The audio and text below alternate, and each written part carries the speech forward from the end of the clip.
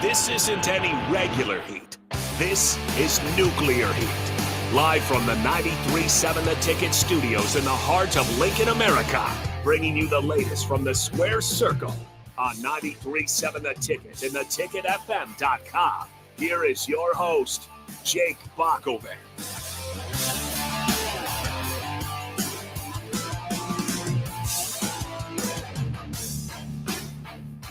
Yes, glad to be with you here on a Sunday night on 93.7 The Ticket.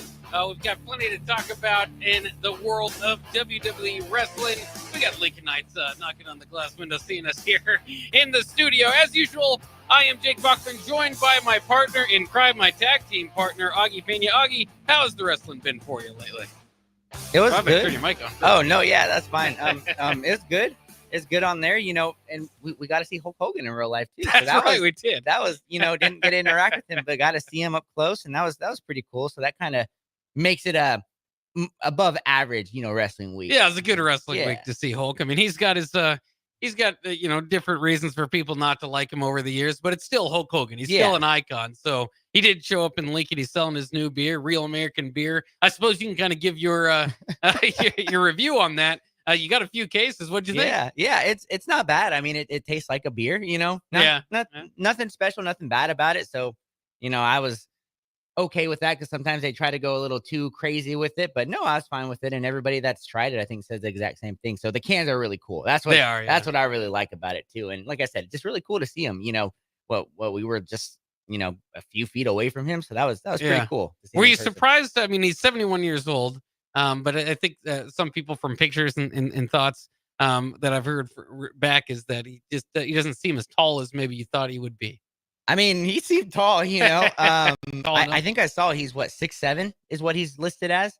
We have a couple 6'7", 6'9" friends, so I guess that doesn't seem too tall, to us. But I'll tell you what, for a 71-year-old, he still looks really good. Yeah. I mean, I know money and all that, all that stuff can keep you looking decent, but yeah, he still looks the same as from when I was, a kid and all that stuff. So that's crazy to me. Well, that's the benefit. I don't know how long he's been, and I don't know what he does with that hair. The hair is what I was most excited to see is the blonde hair coming down that he's always covered with a headband. And then that, of course, is his mustache, handlebar mustache. When you start that look, what was that like 30 years ago now? I've got to be maybe even more. He hasn't really, that's not when you worry about like he's already balding, bald up there. So he can't be looking too much different, I guess. No, he can't. And, he's kept it, and it was super blonde. And like you said, I think he wore a blue bandana on. So you couldn't see that. But I mean, it was Hulk Hogan, he 100%, the place he was at was just packed. Everybody cheering his name. I thought that was cool, and it was cool to see how many fans there were of Hulk Hogan just in Lincoln, and all that stuff. And he was signing stuff. And I thought that was really cool. That was a cool time, even though he was only there for like 30 minutes. That's still cool to be in the same place as he was. Yeah, absolutely. And of course, the wrestling this week too, as we inch closer to Crown Jewel, you're seeing more of the crossovers between Raw and SmackDown. Usually, again, this time is kind of Survivor Series. It's now kind of been moved. Survivor Series is now War Games. So maybe by then we will see the end of, or at least it's looking like they're building the Bloodline collision course there. And they really took a big step in that on SmackDown. And that was kind of just a theme this week on Raw on Raw and SmackDown was trying to build the Bloodline back together. We'll jump into it specifically here. And then kind of the other thing, I think overwhelming storyline continues to be the women's world championships, which are now kind of intertwining in this time with a Money in the Bank opportunity for Tiffany Stratton. And every week and now every episode, they're just throwing more girls into the mix. So it's just kind of interesting as we get there. Let's start off with Raw. And then we'll jump into SmackDown. Raw, again, 2 hours long, not 3 hours long. So it is a little bit less of a loaded show. Didn't seem as they're making those adjustments. We've talked about a 10 women tag team match they just kind of threw all together last week. We didn't see any of that here. So it just felt like, they're making that adjustment. And they did kick off with Rhea Ripley coming out with a surprise as she was calling out her longtime enemy Liv Morgan and Raquel Rodriguez. Tiffany Stratton music hits, and this was kind of a nice surprise to me. Tiffany Stratton, of course, coming over from SmackDown. In many ways, the very much opposite of Rhea Ripley. It's like pink versus black, in the middle of the ring there. So I thought this was an interesting way, where you had thought maybe you keep these two apart until you've got a feud form. But I thought it was just kind of a fun way to kind of think, okay. And I was talking about it before, kind of in back in the day, they'd kind of have more of these of their personalities kind of clash or just run into each other, not necessarily start feuds, but just run into each other. And that's kind of what they've been doing lately. So sometimes I think that's good. I do think it's very obvious that they're all kind of doing it just for this time period. But I thought that was good. Liv Morgan and Raquel Rodriguez, they do eventually hit the ring as Stratton and Rhea Ripley are arguing and knock them both down to kind of clear out the ring and start off Raw there. What did you think about the opening? I thought it was fine. I do like seeing, I think everyone involved in this is extremely talented, and does a great job, on there. And I saw it was trending like the tag team we didn't know we needed with the Rhea and the Tiffany. I think it's funny because it's like a Wednesday Addams and her roommate from the Netflix show Wednesday. It's like the sparkly girl with the dark, as you said, like emo-ish look in there. And I think that's hilarious. And it was good. And I'm just going to point this out that I was kind of a big fan of Liv Morgan, but throughout the last couple of weeks, I feel like she's being presented as like the weakest woman wrestler on the roster, where it's essentially like you see it. I think it was when Nia invaded. I think it was this Monday. I'm getting it all mixed up now since we do this a little bit differently, but she just looks really weak, at times there. And I think they needed to do a better job of making her look like a legitimate champion, because right now I don't feel like she is. She's got Rhea. You have to do this stuff here, to kind of knock somebody down. So that's kind of the one takeaway from that I saw. She always needs somebody, but I thought it was a fine opening in there, on that, and they continued it throughout the night. Yeah, and that can be, I think part of the problem is teaming her with Raquel is, why does your champion need muscle, right? Why, and they have different types of champions over the years, but Liv Morgan wasn't necessarily as presented. Like, it's confusing because her feud with Rhea Ripley was all like, for a while there, we just like, you're going to have to separate them. Yeah. Because they're going to do everything they can to scratch and crawl and get at one another. And then it just kind of hit this turning point to where Liv started to become the chicken heel, right? Yeah. Where she'll just kind of taunt you but run away, and then she kind of said, she kind of did the whole "I'm not better than you, but I'll outsmart you," and that's the whole Raquel Rodriguez route now. And I think you're right. Now with Dom making the save here later in the evening, Raquel obviously having to make the save before, she's not coming off as all that dominant of a champion. So we'll see what they do. It's very interesting because Rhea, obviously, as they combined these women's titles and kind of their storylines together, Rhea seems to be kind of clearly setting up to go after Raquel, and give a break to Liv. So it's like, what are they going to do with Liv? And the story there is that she might get cashed in on. Yeah. So it'll be interesting to see what they do here. I don't mind it. Once we get to SmackDown again, maybe a few too many personalities that they're throwing into this thing, but at this point, I thought it was pretty good. Then we moved on from there to have the first matchup of the night, the women's tag team titles between Jade Cargill and Bianca Belair as the champions against Damage Control. Damage Control obviously had earned this one. Io Sky had pinned Bianca Belair even just a couple weeks ago. But this was, again, about maybe payback with Jakara Jackson and Lash Legend sitting at ringside. They make the distraction. The ref doesn't see it. Clock Io Sky, throw her back in the ring, and Bianca gets the win. So Jade Cargill and Bianca Belair retain.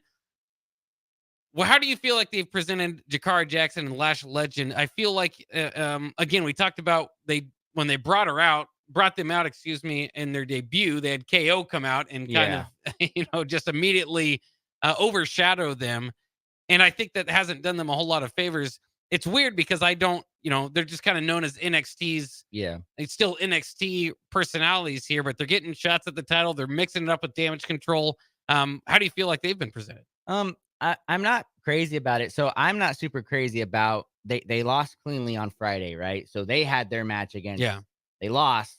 Then they come to Raw. They interfere, kind of one of those, the losers just keep going and going and going and keep getting a chance. I don't necessarily like that. Whereas in this match here, I'm going to say this. I think Io Sky is the best performer of the women in the WWE. She is amazing. I mean, if you watch it, she is incredible on there. And I thought this was actually, normally, when it's the women's tag team champions, we're like, oh, championship matches, we're like, they're not that great. I thought this one was a good one.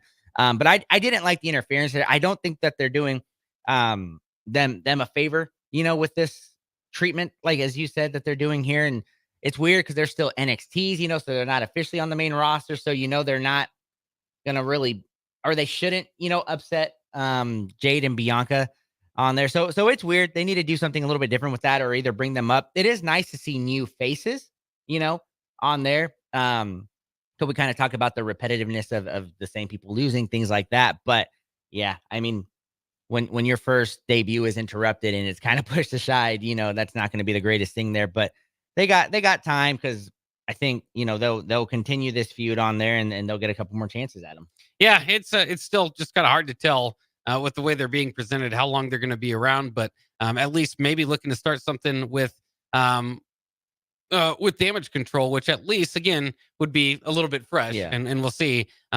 Feels like somewhat of a tryout maybe at the next level for them. But with all these great promos and packages that they've kind of put together, and American Made, Braun Breaker, they had their back-to-back packages right after this. It just feels like they're not quite full push on them. Yeah. And so it's kind of hurting the presentation a little bit. So we'll see what they do there. I mentioned the back-to-back program promos, American Made, going after an interesting thing where obviously Chad Gables is over arrogant, and so he's meant to get heat on him, but he is trying to, I mean, their whole thing is based off being, American. Yeah. So it's always kind of weird to try to get the American heels. We'll see how well they do that. And then Braun Breaker had his promo explaining that he didn't get the respect for Jey Uso, and maybe that from Jey Uso when he was champion, as he gave to Jey. And so maybe that's why he turned around and attacked. Make enough sense to you? And what did you think about back-to-back promos? It's something I think we got to get used to with them having 2 hours instead of 3 hours. We won't see these performers always in the ring. We'll see more promos, which I think we've been seeing the last 3 weeks there. It was fine. The American Made one just made me laugh, on there. They're kind of doing that. The Braun Breaker one I like, because as we talked about, we didn't like the whole babyface thing that we thought he was going for. So it's nice to see him kind of back on that. But yeah, we'll get used to some back-to-back promos. Probably 5 or 6, throughout the 2-hour segments that they have now, to just see wrestlers and keep them in our minds. Yeah. Speaking of which, they did, you find all different ways to get TV time. They had a sit down with Big Bronson Reed with Raw General Manager Adam Pearce. Adam Pearce, talk about screen time. Yeah. That guy is all over the screen all the time. He later also met with Rollins. They're basically trying to set up a matchup here, which both Bronson Reed and Rollins wants, and Adam Pearce is hesitant to put together for some reason. Not much to say about the Bronson Reed part, but with Rollins talking to Pearce, he mentioned conquering a beast. Yep. Cody Cody Rhodes later in the night also mentioned Brock Lesnar and the beast, taking down a beast. Does that mean Brock Lesnar's on his way back? They're starting to talk about it. I mean, that's, all reports say he is back, things like that. I know all the allegations and things aren't great, things like that. But I mean, you can't lie. He's a box office draw, in the WWE. He is, and he's great. And hey, if he comes back, Gunther, I mean, I'm pretty sure it was supposed to be a Gunther. No, Brock was supposed to be against Gunther, right? At WrestleMania, if everything wouldn't have happened, I think were the reports. Yeah, there were talks. Yeah, there were talks about it on there. And now, bring him back here. I'm glad you brought that up, because I was going to mention it. I was like, man, they said the beast twice, without dropping his name. So pretty sure he's in the good graces, and we'll be seeing him again around the corner here. So I'm excited for that. Is he going to interrupt the Goldberg Gunther match? Oh man, that would be crazy. Well, that'd be crazy, if he comes out and interrupts, the Cody, Gunther, Goldberg. You just have all 4 of them, and then they all just kind of go after each other. I think that'd be a pretty cool way. And the people over there across the seas probably pay a bunch of money to see that happen. So yeah, so hopefully we've got all that in our future to look forward to. I'd love to see Brock Lesnar back again. You can say what you will about the allegations, but just kind of the crossover appeal that he's always brought to the WWE. Obviously, having success over in the UFC, just a superstar prize fighter. KO says he's a prize fighter. And Brock Lesnar is actually a big time prize fighter. So we'll see kind of what happens there. But again, and then this week, so as far as I could tell from the promotion, we'll see if we get the Bronson Reed Rollins match, but I don't think that's necessarily for this week. But they're both going to be in the building, so you'll probably see them collide on Monday tomorrow here. Then we had a number one contenders tournament match. This was from earlier in the night. Adam Pearce had talked to the champions, and they basically haven't defended their titles too much. That being the Judgment Day, and they still. At least Finn Balor wants to get his hands on Damian Priest. So kind of interesting to see kind of where they're going with that. Are they putting that to the side for now? I think that line that he gave at one point during their feud, that he's basically told him that, you're going to forget about me and I'll come up and stab you in the back. I think we can see that pay off and get back into that at some point. But right now they might have them focus back in on their tag team championships. So the first matchup we had was Alpha Academy against the War Raiders. That's right, not the Viking Raiders, the War Raiders. So when it did come on the Jumbotron or whatever, it still said Viking and then went to War Raiders. So I was kind of confused about that. But you could tell by their presentation, they're trying to drop the Viking part. There's probably a ceiling to that they've hit. And now that they're reintroducing them, they're just the War Raiders. And they squash Alpha Academy. Probably the right move here, just to get the War Raiders, feeling of being a threat, because at times they would also be the meat to be slaughtered at times, kind of the sacrificial lamb. So with their kind of new look, I thought this was good. I don't know. I mean, if you want to mention something about the War Raiders, you can here. But the big question here is, did Otis ever get the payoff against Chad Gable? He still wears his free Otis shirt. Yeah. And it just feels like there was money to be made off that, and they never really quite did it. Yeah, no, they didn't. And they're kind of just moving on. But it could be something that, like you said, that he's still wearing those shirts and things. So, they could come back around to it. They kind of just throwing them in to this tournament here with that. And with the War Raiders, the one thing I'll say is I always thought they were talented. I think it was always that Viking gimmick. Yeah. That, as you said, had a ceiling. People didn't take them serious. So having them just go to just the War Raiders, I think is a great move for them. And I mean, you can see they're athletic. They can do things. So they can be a threat in this tag team division on there.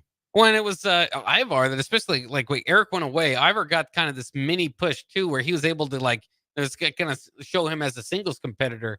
And while again, the Viking part of it probably held him back a little bit, I think there was something that was there for him. So I'll be excited to see him. I always mention them as, something that they're just very big. They come off as pretty dominant. And so even beating them in, at a live match, I just always feel like they're a good, not always great for TV, but great for a live match, one way or the other. So we'll kind of see what happens with them next. Wouldn't necessarily think that they're pushing them all the way, but we'll see what happens there. Then we go to Cody Rhodes and Gunther. Again, this is the Raw review, WWE Raw review. This is Nuclear Heat here on 93.7 The Ticket. Myself, Jake Bakoven. We do this every week. So mentioned that Sunday nights, 9 to 10 p.m. Augie Pena joins me every week to break down the weekend review. If you want to chime in, 402-464-5685. We'd love to hear from you. That is the Sartor Heyman Jewelers text line. But let's get back into our Raw review. So Cody Rhodes had a promo set up. Gunther comes out, and it was kind of interesting. They're kind of slow burning this one. Yeah. As we had promos from Cody on both shows, never leading to any fisticuffs. So ultimately, again, the Rhodes did mention the Brock Lesnar slaying the beast. So that was probably the most interesting thing to come out of this. But in the end, Gunther decides to go ahead and shake Cody Rhodes' hands after it was offered. So kind of interesting. You've got two champions. You don't want to bury one in this whole crown jewel idea to begin with. How do you feel that the slow build has been going for this feud? I mean, it's fine. They're trying to show respect. I found it very interesting because I think it was on Monday that Cody Rhodes, it was on Monday Night Raw, that Cody Rhodes was telling Gunther there will be no interference, pretty much. I mean, I don't know if you caught that part. He also said that he's like, there's going to be one champion. There's going to be no escape, no, this or that. It's going to be So that's a little interesting to me because, there are distractions everywhere for both of these guys on there, but it's fine. I mean, as you said, you can't really bury one, make one look weak. These are your two top champs. You got to keep it going. So, I mean, the slow burn is what we get on this one. And I have faith that it's going to be a great match. And, there'll be distractions and stuff, but it'll be fun. Yeah. I think so too. I mean, at some point, obviously that's what you're waiting for. That's what you want to see, somebody get the upper hand going into this. And again, I just don't know, with the KO thing to the side, Randy Orton, I feel like that's the way it's probably going to end. Don't necessarily see a clean finish here for that belt. But the other thing too, the other question here is, does the crown jewel belt kind of outshadow the belts that they have themselves, because it is awfully sparkly? Yeah, it is. And Cody Rhodes called it beautiful. One of the most beautiful things he's ever seen. And he said, yes, beauty's in the eye of the beholder, but it's a great looking belt. And I was like, man, Cody, how much, whoever told you to say that? Because that thing is, like you said, it's just going to outshine everything. And I also was curious because, the King of the Ring, Queen of the Ring, they don't wear their crowns. Those kind of just go away, things like that. The Andre the Giant winner doesn't carry that big trophy around, So, it'll be interesting to see if that champion carries it. And then if they're dethroned, can you lose it? Yeah, for a year? Because this is probably going to be a year, yearly thing. So, yeah, they kind of put themselves in a corner. So I guess we'll see, who carries it for a month or two, and then it just mysteriously goes away. Well, and I think they tried to inject, obviously, excitement into wrestling, and you get your champion versus champion. A lot of people very much look forward to that. Again, I don't always love it because it kind of, backs you into a corner on how you're going to book one of your champions. But I do think the kind of questions around that, for it to be new, some people can kind of get into it. But for, like you just said, for me, I'm just kind of thinking the same type of thing. Like, this is just another King of the Ring, which oftentimes gets not only like forgotten about, they don't mention it 3 weeks later. Yeah. But you might even go back and like Xavier Woods, they used that almost against him to be like, yeah, I guess he won King of the Ring once, but he's never done anything in the WWE. So you're just kind of like, well, when are they just going to bury this? Now, they do try, you try to, Cody Rhodes did say he could be the first one. So he wants to go down in the history books to own this thing. But you're right. There's still kind of confusion about it. And I think that's kind of hurting WWE a little bit, is that their next premium live event doesn't feel like it has the most stakes, or at least the stakes are too new that we don't completely understand them. Yeah, and it's weird because they're doing the opposite thing. So, like, on the women's side, we talked about it. The two champions are really going at it. They hate each other. They're interfering, and then you got their henchmen, their sidekicks, interfering. And then you got on the men's side, they're respectful gentlemen. This is a one-on-one. This is a winner take all, as you said. So yeah, it is interesting how they're doing it there. And I don't know. I think it is working to a point because it is making some of the storylines, a little bit more interesting, kind of injecting some, but it's really only the two champions because, they're the only, ones that are really doing anything there on that. So yeah, it is interesting. I think it'll be a great payoff, because like I said, it'll be fun matches on there, but yeah, those belts just, I don't know, man. I'm not a huge fan, so I guess we'll just have to see what they do with it. Yeah, like you said, I'm very intrigued to see, does the winner, is this a champion versus champion thing every year, or does the winner hold it going into the next season, and then you have to fight them for it regardless of where they are in their feud? So I don't know, lot to kind of figure out and break down there in the next year of wrestling, but we'll start it with this year's crown jewel. All right, let's go ahead and take a quick time out. We've got plenty more to talk from Raw. Braun Breaker had a match. R-Truth and The Miz had to collide. And of course, we had our main event with Rhea Ripley and Tiffany Stratton against Liv Morgan and Raquel Rodriguez. We'll also get into SmackDown. Will Roman acknowledge Solo? We'll talk about that coming next year on Nuclear Heat on 93.7 The Ticket. We'll be right back. Are you ready for a new opportunity? Check out Sandhills Global. Join a dynamic team where your skills are valued and your career can soar. We offer full-time positions with a 4.5-day work week, competitive pay, excellent benefits, and a positive work environment. From IT and marketing to sales and finance, we're looking for talented individuals just like you. Apply today at sandhills.jobs and take the first step towards an exciting future. That's sandhills.jobs. Don't wait, apply now. Hey guys, it's your girl Jordan from Sartor Heyman Jewelers. Gentlemen, it's time to elevate your style with something from our men's jewelry and watch collection. Why not treat yourself to the ultimate in luxury? We've got an incredible selection of pre-owned Rolex watches, even those hard-to-find models you've been dreaming of. Whether you're stepping up your game day look or adding a touch of class to everyday wear, our top-tier collection is sure to impress. Stop by Sartor Heyman and discover the perfect piece to reflect your unique style. Until next time, happy shopping, guys. NEBCO is hiring CDL drivers for ready-mixed concrete, Husker Concrete, and Beatrice Concrete. NEBCO offers great pay, medical and retirement benefits, paid time off, and they pay for CDL training.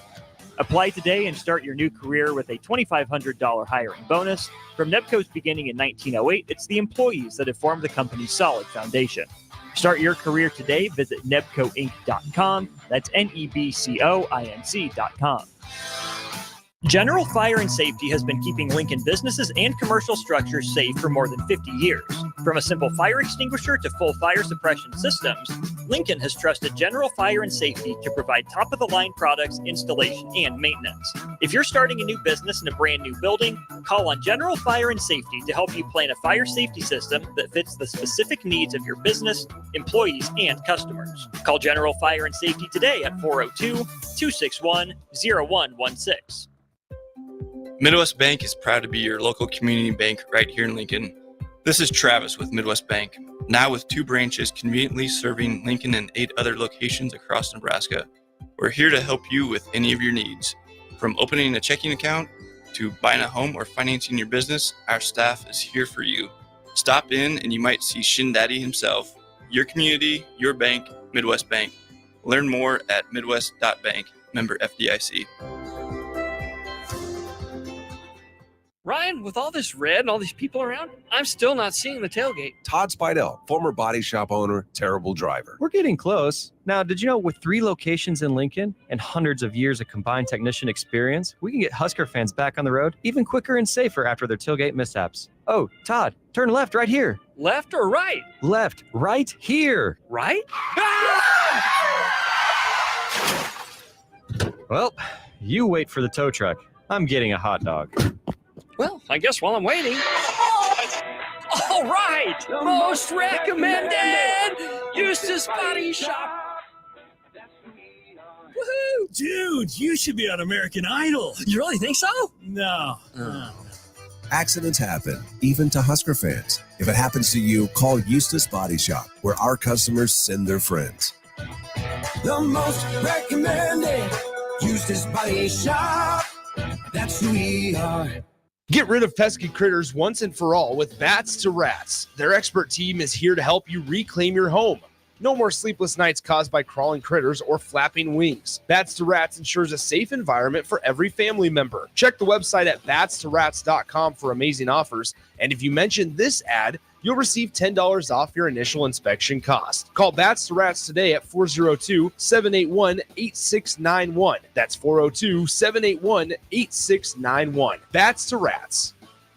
Attention students and anyone else looking for a great deal. Sun Valley Lanes and Games has the ultimate weeknight special. For just $15.95, enjoy unlimited bowling, lucky putt mini golf, and laser tag. Flash your college ID at check-in to receive $2 off your admission. It's the perfect way to unwind Sunday through Thursday nights. Check out sunvalleylanes.com for hours and availability.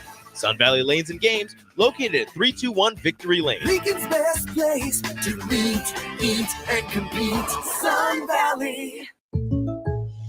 Explain to me again why we're sleeping on the ground. Because we're thramping, thrift camping. It's saving us money and getting us closer to nature. But we don't need to thramp. I just combined our home and auto insurance with our State Farm agent, so we have a rate that fits our budget. All right. Do you think our agent can bring us an air mattress? Call your local State Farm agent, Vinny Krekak, at 402-474-1173. Individual premiums and budgets will vary by customer. All applicants subject to State Farm underwriting requirements.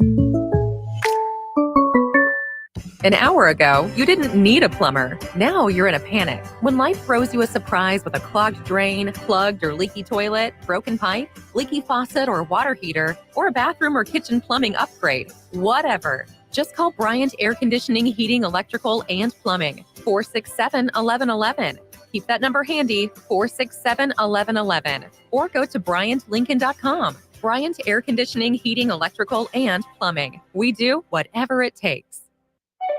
Back to Nuclear Heat with your host, Jake Bakoven, on 93.7 The Ticket and theticketfm.com. Glad to be back with you here on Nuclear Heat on 93.7 The Ticket. Once again, our WWE Week in Review show. We're about halfway through Raw, and we'll get to SmackDown and once we are done with that. So we might as well jump and pick up where we started, where we left off, with Kofi Kingston taking on Braun Breaker. This was obviously after the previous week. Braun Breaker had speared Kofi Kingston and his buddy Xavier Rhodes, so they wanted some payback there. This was not much but a squash match, which really kind of made Braun Breaker look pretty good. I think there's a moment where Kofi might have had the upper hand, but it wasn't long. Kofi being a former champion, this really made Braun Breaker looked pretty dominant. After the match, Xavier Woods attempted to make the save, but Breaker was threatening him as well. That's before Jey Uso comes out and makes the save for Kofi Kingston and Xavier Woods on Braun Breaker, clearing the ring and getting an extra hit there at the end as Braun was trying to make it back up on the ropes. Interesting way to do this. Obviously, Xavier Woods and Kofi Kingston still, you're kind of telling the story there of them not completely getting along. Xavier Woods has been told that he can kind of quarterback and make the decision for the New Days, but since then, Kofi Kingston isn't exactly liking his heelish tactics, so he's kind of going the opposite way with that. And this one was again, Braun Breaker gets a win over a world champion, yet he leaves the segment not looking the strongest. So it's a little bit interesting. Again, I think between you and I kind of know what you're going to say, because I know both you and I would love Braun Breaker to look a lot better than sometimes they have him look. But at the same time, Jey Uso wildly over with the company, one of the biggest acts they have, and your Intercontinental Champion. So they make him look strong, at least in the process. Yeah.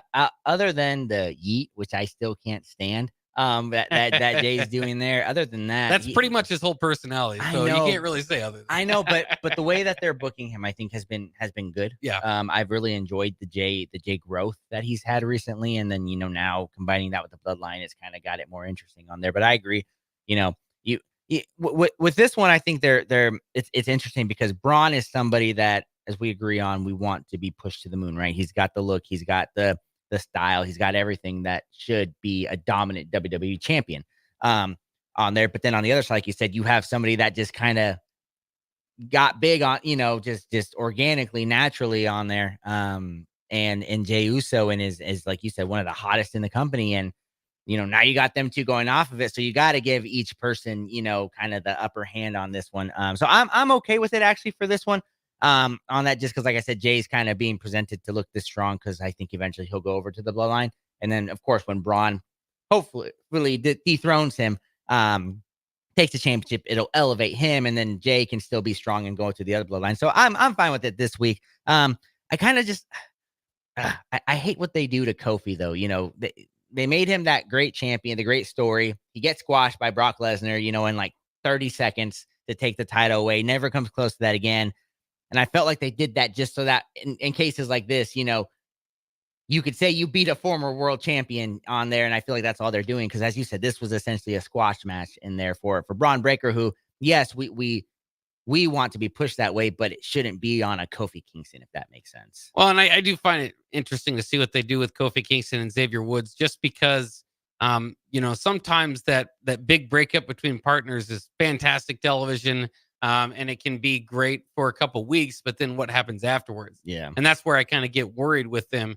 And, you can always bring them back together, have a reunion in a couple of years, but Xavier Woods has had his opportunity for them to push him, as we've said, and they never quite, kind of went with it.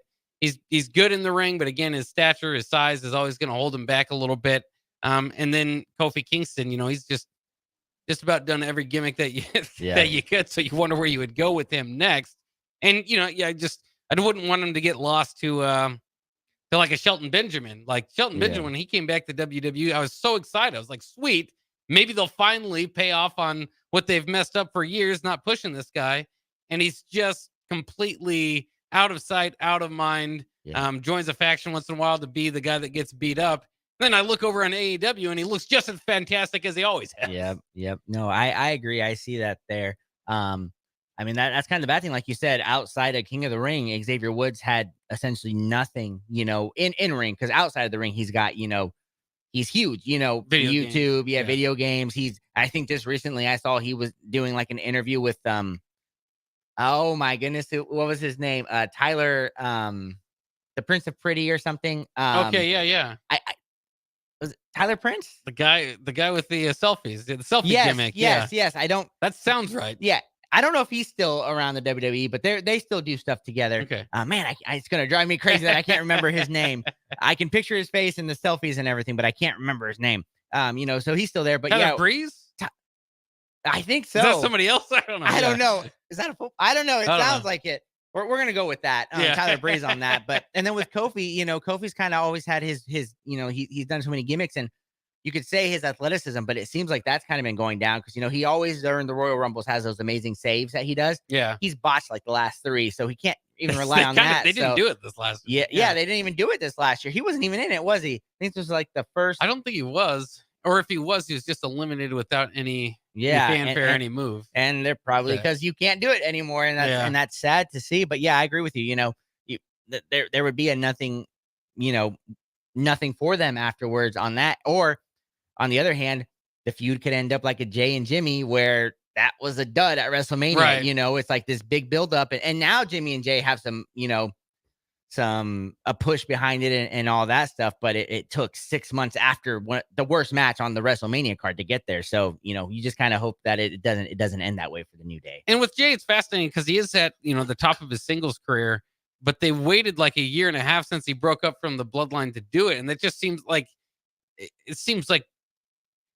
I would say bad timing, but I think it's part of the storyline. I mean, I think it's part of what they want is for him to be at his top when he's coming back to the Bloodline. But it just is like, they pushed him as just kind of happy, good guy for a year and a half, and he was close to getting titles here, time and time again, to the point that it was like you kind of got too repetitive, and you're like, well, I don't really believe he's going to win, no matter how many opportunities he gets.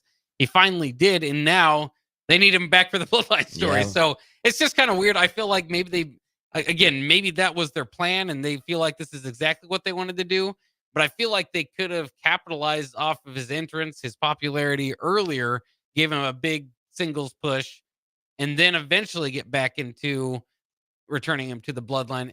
But both storylines are interesting now, running them congruently. Yeah, and I agree. That's what they're that's what they did on that. And they shocked us when when he did take it from Braun. So kudos to them. Slow burn. As WWE fans, we've been on we've seen this a lot of times on there. But man, I'm sorry. I'm gonna keep saying the yeet thing. The yeet thing just always bugs me. And now they got Roman saying it. They got everybody saying it. And I'm like, that was something from like 4 years ago during COVID. That was big. And now that just drives me crazy. Sorry, I just had to say. Yeah, I think I like Usi better than Yeet. Yeah, but R-Truth and The Miz was their next match here. Didn't take too long for the Final Testament to walk down. Kind of confusing because it allowed R-Truth to get the roll-up pin and The Miz. So it was just kind of weird because then the Final Testament helped R-Truth win, then threw him in and fed him to The Miz for the skull-crushing finale. All the while, the Wyatt 6 bumper appeared in the match. I'll leave that to you. There you go. There it is. I don't get this. It was funny. It was funny because R-Truth, after he pinned him, hugged The Miz. Was all happy. Hugged Final Testament as he's walking past Killian Cross. Killian Cross like, get him now. And then and I was just like, what? And we talked about this last week. Like, what is Killian Cross still doing? Getting involved with all this. It was fine. It was a funny segment. I think is what it was supposed to be. And the Wyatt 6, I mean, it's good to see they're still around, right? I mean, they haven't been on TV 2-3 weeks now. Yeah. Something like that. So it's good to see they haven't just been forgotten. So this was just a weird segment all around. So, and again, weird in wrestling how they basically, I guess, beat American Made, and then American Made has their own promo. Like, it didn't bother them at all. No. And now so now you have to decide, are they going after The Miz? Are they going after the Final Testament? And which one would you be more interested in? The Miz, 100%. Yeah. Because if they go after the Final Testament, that tells me that the Wyatt Six won't be here next year. Because the Final Testament for some reason stands the test of time. They're just always around, even though they lose every single feud.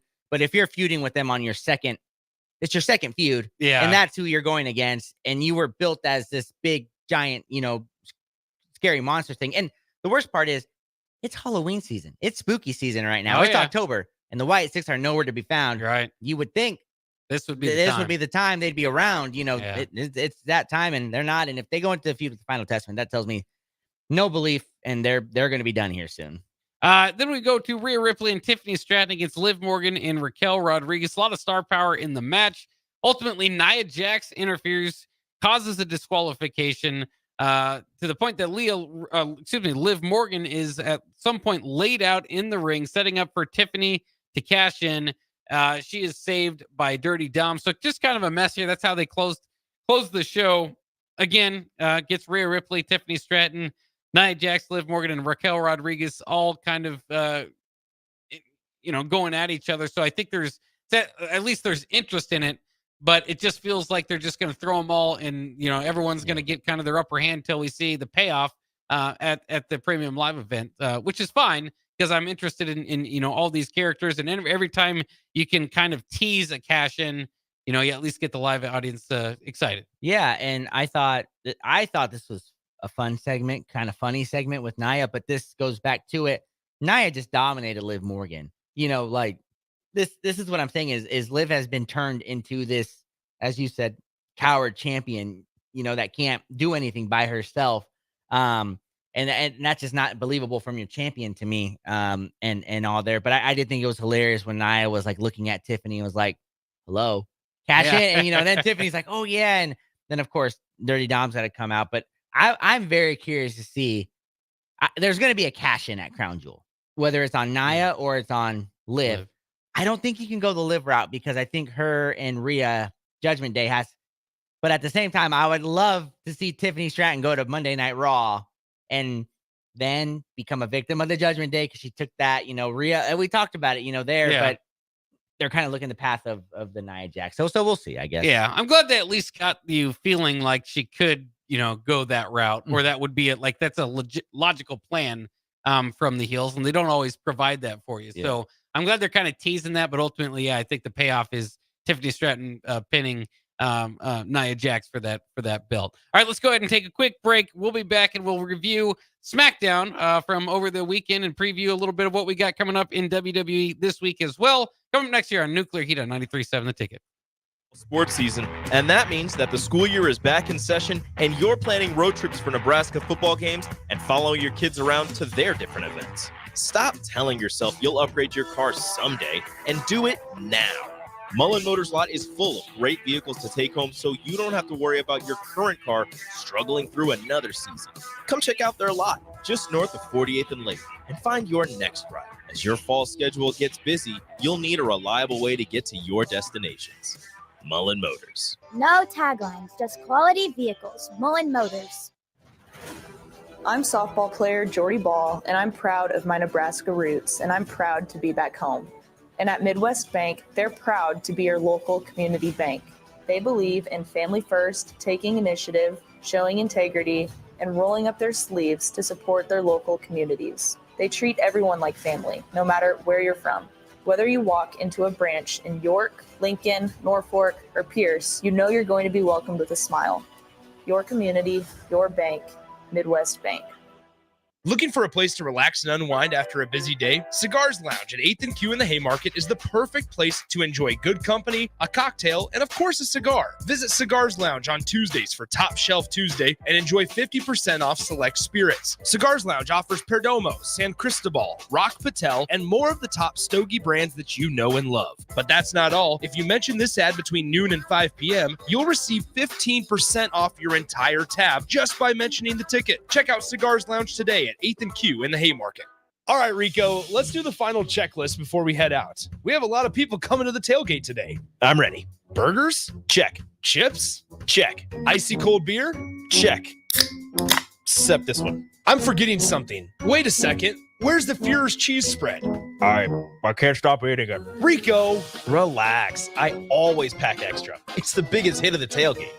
For the best appetizer, party dip, and tailgate snack, load up on Fuhrer's cheese spread today in most local grocery stores. Riddle's Jewelry is excited to be celebrating 65 years. 65 years of so many incredible memories celebrating with each of your special moments. In celebration of the 65th Riddle's Jewelry anniversary, we will be offering up to 40% off all engagement rings and all diamond fashion jewelry. The excitement doesn't stop there. Riddle's Jewelry is also offering 18 months, 0% interest, and $0 down financing on all qualifying purchases. Riddle's Jewelry has always been known for incredible customer service, one of the largest selections of engagement rings, and don't forget about the on-site jeweler. Come celebrate with us at Riddle's Jewelry, your one-stop diamond shop with exclusive Levian jewelry, Pandora Charm jewelry, and more. All at Riddle's inside Gateway Mall.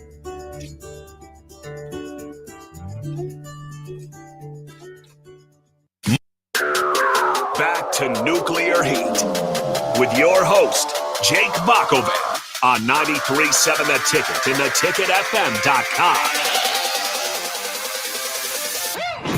Here we are back on Nuclear Heat on 93.7 The Ticket, here to review SmackDown from over the weekend. This is our WWE Weekend Review show. Tell your friends about it if you're wrestling fans. From 9 to 10 right here in Lincoln, Nebraska. You can also chime in the Sartor Heyman Jewelers text line 42464-5685 and give us your thoughts as well as we run through the shows. Again, right now, WWE leading up to Crown Jewel, their next premium live event here. I believe at the beginning of next month. So still got a few weeks of television to go. Let's get into SmackDown here. The theme throughout this show was would Roman acknowledge Solo? And that was partially kind of set up by a little segment in the back at some point during the show where Roman basically said as much and thought maybe he could kind of fix this. So that's kind of the theme of the show. And it kind of started off too, with the Bloodline being the theme as well. The Bloodline comes out. To my surprise, it felt like they did a lot of storytelling in one episode here. So to my surprise, Jey Uso came out. So I was kind of excited about the segment. It didn't receive the best reviews online from certain places because there was ultimately no action here. But Jey Uso confronts the Bloodline, and basically, he's given an opportunity to join him, and he basically says that he's tearing the family apart. Solo is. So kind of interesting. The best part of this segment, though, was when Jey Uso completely called out Jacob Fatu, which was surprising to see and really made you feel like, okay, Jacob Fatu is kind of their up and coming star in that group. And so kind of, to me, kind of even highlighted what they see in Jey Uso to let him get, those words popping off at him. Yeah, and I thought that was phenomenal. That was hilarious. He's like, if this guy don't stop staring at me, I'm gonna knock him out. And it's the whole place just was like, whoa. But yeah, no, I thought it was fun. I'm gonna be honest. I was a little confused because I thought Jimmy was using Jay's music, and I was like, oh, they kind of doing that again because Jimmy's trying to recruit him. Yeah. And then no, it was Jay, and I was like, oh, that's kind of a nice twist. So I know it didn't get the best reviews, but I thought it was fun. Bring him back into it, kind of tell him, he's saying, hey, I don't want to be a part of this, but I got to give you my 2 cents. And Solo saying, hey, stay out of it or you're going to be a part of it. So I think that's kind of a good thing. And yeah, with the whole Jacob Jay, that I didn't realize that's a feud I want to see. That's a match in there. And I thought there was one thing that's interesting that I want them to explore. I don't think they will, but is when Jay was talking to Solo and he said, you're breaking up the family. There's a reason we didn't go after Tonga and Jacob. There, he said that. He said we kept it within. He said there's a reason we did not go get them, which to me, and I think everywhere, like I saw, everybody's like, hey, kind of dig into that. Why? Why? Like, are they not really related? Because right now, if you're Samoan, you're related in the WWE, right? Whether you are or not. On there, just if you're Samoan heritage, you're related to each other on there. So I'm just very interested to see if they go into that storyline because that also caught my attention. But I thought this was a good fun way to kick off this SmackDown and to kind of reintroduce Jay in there and it brought more out that I think needs to be dived into. Yeah, no, absolutely, that's a good point too. And the only thing I would say again is I guess that's that time of the year where they at certain times they try to separate the brands. And right now there's just no separate. Like Raw stars are coming over, SmackDown stars are coming over to Raw. So it's just kind of like, okay, well, it's a free for all, and it's hard to keep track of who's on what brand and what, and, how much that matters. Remember, they had a rule like that was very confusing for a short amount of time. They had a rule where like 2 superstars could go over on each brand, and then that lasted like 2 weeks because then at like 2 weeks they knew they're like, well, we kind of need 3 of your superstars, and so it was just kind of a mess. Well, you remember how weird it was before they brought the draft back when every storyline was just Monday, Friday, like they did.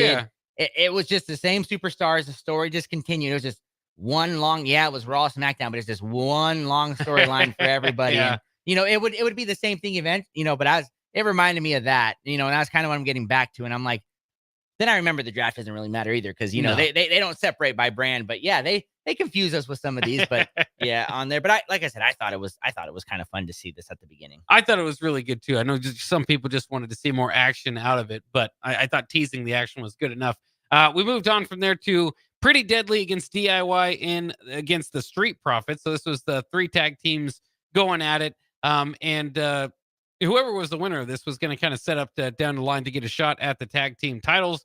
Montez Ford and Johnny Gargano ultimately pin a different member of Pretty Deadly. So it was kind of an entertaining finish. You didn't know at first who had won the match. Only one member of Pretty Deadly was legal. Therefore, DIY was the winner. Yeah, I thought it was Wade Barrett on commentary. I thought did a phenomenal job with this because he was trying to sell Pretty Deadly on that. I thought it was a good match. These teams don't all just really garner your attention, and that's a shame because they're good in the ring on that. They just don't have much outside of it. But I thought the way that they ended it was creative there. I didn't even know who the actual legal man was. I had to wait for that, and then of course it was DIY, and I was like, I would have liked to see the Street Profits maybe get a little bit of a push there, but DIY is fine. Their characters are fine there too. Yeah, they did. They've already had a shot at the champions in the Bloodline, so that's the one thing I'm kind of interested in. But we'll get their matchup later to see if they get to the championship. Then we had Piper Niven against Lash Legend. We had kind of mentioned Legend earlier, kind of got somewhat NXT, but has been getting a lot of main roster opportunities here. And they actually give her a very impressive victory over Piper Niven. Not impressive that Piper Niven has been doing so well. She's just a big wrestler, and Lash Legend was able to pick her up and slam her down, show off some of her powerhouse moveset. So I thought this was a good way, if you are going to have Jakara Jackson and Lash Legend have some time in the main roster, let us know who they are. And now we know Lash Legend is somewhat of a threat, at least to the powerhouse division. Yeah, and I thought this was a fine short segment. It was better for them on there. I thought the highlight was that Wade Barrett saying Chelsea Green no longer smells and was able to get rid of the scent. I'm just gonna say this: Chelsea Green is doing great at what role she's in now, but I think they need to eventually start getting her some wins, start putting her into a better, more of a main event scene because she can be on there. But I thought this was good for Legend on there. She kind of is another like Bianca, right? Jade Cargill is kind of what they're trying to push her as on there, and that could be interesting. We were saying they need more in the women's division, more stars, and they could create it here with her. Yeah, we'll see what they do here. Cody promo comes out and gives basically a cookie cutter promo, so I don't need to go too much into that. Followed by KO's promo from home. He's upset that the WWE officials don't want him to come. Which is fair enough. Doesn't make it's more of the kind of heel that makes sense. Yeah, like Drew McIntyre does. Is that KO in his heel run so far? It's like he's making a lot of sense. Yeah, and I thought it was funny. Yeah, because he's like, it doesn't make sense. They're suspending me, but yet guys beat each other all the time. And he's saying he's disappointed in Randy Orton because Randy Orton chose Cody Rhodes. And I thought this was great work by Kevin Owens. I'm interested to see kind of where it goes. Who he's gonna go after here. It's going to be Cody, but Randy's involved. Well, remember Randy wants him. And so they later on the night. Yeah. Later on, he said he went to go ask. I'm thinking of Adam Pearce, but Nick Aldis. Yeah, Nick Aldis for that match, and Nick Aldis said That's not a decision that I can make. It's above me. So Yeah. we might have to see Randy Orton run into his old buddy Triple H at some point. I thought that was great. That was great story. Because he's like, I can't. It's above me. And I was like, whoa, okay. Triple H is now going to start getting involved with all. Yeah. I told you, Triple H is going to come out of that retirement. He's going to have a match with somebody. I don't know what he's going to do, but he's going to do it on there. But yeah, I thought, great. I thought this was good. I hate to say this, but outside of Cody, I thought Cody was kind of the boring one. But we've talked about that. We have some issues with his characters, kind of how he is. He's too, I hate to say this, I love him, but he's too John Cena Super Saiyan mode, from that PG era. This is kind of what Cody Rhodes the is. ultimate good guy. Yeah. And right now, I think with Raw moving to WWE, moving to Netflix and things like that, kind of getting away with more things, I think Cody's character is kind of feels out of place here, if that makes sense. And I do think SmackDown, they allowed KO and RKO, not much screen time here. Kind of misses them a little bit in this. We did get to, we got to go rather quickly here. A-Town Down Under against Los Grazas and Motor City Machine Guns making their debut. Ultimately, Chris Sabin and Alex Shelley do score the win, so they will take on DIY for a future title shot this upcoming week. Any thoughts about Motor City Machine Guns? I thought they were good, but I didn't really know who they were, so it was another surprise on that. Yeah, but at least a new team that we can maybe see freshen up that division. Yeah, like we're saying earlier. Then Nia Jax had to find a mystery partner because Tiffany Stratton was unavailable, and she had a match against Naomi and Bayley. Turned out to be Candice LeRae, who wanted the shot. Indy Hartwell, along with Candice LeRae, came out to the ring. Very strange in that ultimately Indy Hartwell did get involved, throws Bayley into a ring post. Nia Jax had been taken out. Candice LeRae gets the pin, and the Poison Pixie, who's the current Speed champion, now thrown into the mix, like we just kind of said with everybody else. Yeah, in this, there's like now 8 women involved, so maybe we're gonna have another 10 women tag team match. That was it. This blew my mind. Candice LeRae, Indy Hartwell finally making their glorious return to TV. On there. I thought that was great, but no, in all reality, it was just weird. To see them be in there. Nia, typical heel. There's no belt for the Speed champion. I think that, or at least they don't bring. Yeah, it they don't TV. bring it on. But I thought it was weird when he's like champion and champion verse, and I was like, oh yeah, she's technically a champion, but hey, she got the pin over Bayley, and I mean that's a big deal. I mean, Candice LeRae maybe about to get pushed up the pecking order. I don't know. What we've all been calling for. Right? I mean, we have her, but no, it was weird, and I mean, hey, good for her. Good for her to get that. Well, it's weird because she did have a lot of screen time. They've kind of went away from that for a couple, but for like months, it was just like, why are we? What is this? Why is she doing this? And she's like slowly turning heel, and is it going to lead to dissension between Indy Hartwell and her? And we don't really care, but it might happen. And then they just give it a break, and now they bring them back and they're buddies. And she's kind of it. What is really intriguing though is one, why was Tiffany Stratton unavailable? 2, it very much felt like Candice LeRae kind of took her spot. Yeah. For whatever it was. Like if they are going to move off of Tiffany Stratton and Nia Jax combination, are they just going to replace them with Candice LeRae? Because Candice LeRae was doing the same thing of like, I'm scared of Nia Jax, but I want to please her type of deal. Yeah, I don't know. It was all just weird. Like I said on that, and Tiffany maybe caught something because they were in the UK last week, right? I think so. I think they're saying she was sick. Yeah. On there. So I don't know. I mean, they said on screen. Yeah, I don't know. I mean, they could do that. I mean, that'd be interesting. But hey, like we say, TV time, no time. The big thing though is that Bayley just kind of keeps going down the car. She took a pin from Candice LeRae. That can't be good for you when you're somebody as prestigious as Bayley is. That just won the championship at WrestleMania. Yeah, and they built her up like that, and you're taking pins at Candice LeRae. So I mean, that's the way the WWE world goes. If I could rebook, these matches that they've done over the last several SmackDowns, like Nia Jax has taken 2 pins over the last several weeks. Like, just kind of strange the way they're doing it. Then let's get to the finality of the show. Solo Sikoa wants Roman Reigns to acknowledge him. Roman Reigns does go into the middle ring and acknowledge him, but then he was asked to acknowledge him as his tribal chief, and you just can't do that. So ultimately, they square off. Tama Tonga, Tangaloa, Jacob Fatu come out. Jimmy comes out, so you've got the whole everybody getting involved. For a while, Roman Reigns gets the advantage, but then the numbers catch up to him. And the interesting part is, as you're waiting for the show to close out, is okay. Well, here's what they've kind of been teasing this whole week. Is this where we see the Intercontinental Champion Jey Uso come and make the save? not this week, apparently. No, they just kept us waiting there, and it's the same ending as it was last week. So, Roman clears, Jimmy gets beat up, and they all get beat up, and then the new fake bloodline is what I'm going to call them. They're standing tall, I guess, after getting knocked out by Roman. So same old. They have a chance to do it. Slow burning it, but I guess we'll see what they do next week. Yeah, it will be exciting. We'll see. Again, they've got a few weeks to get to their premium live event, but they did kind of put a lot together in there for building up that new bloodline. I suppose by this time next week, we will probably be talking about Jey Uso with him. Will he have his Intercontinental title? I mean, I don't know. So there's a lot to kind of figure out, a lot to get excited for. And like you said, Halloween season is coming aboard, so they always do something kind of cheesy to kind of integrate that. And I like those, someone's going to get hit with a pumpkin or something pretty soon. It'll be fun. So that'll be fun to see. Well, thanks for joining us tonight, Augie. Thanks for joining us, everybody out there. That'll wrap it up for Nuclear Heat right here on 93.7 The Ticket, our WWE Week in Review. We'll be back next week to review it all again. Join us then and tell your friends again here on 93.7 The Ticket.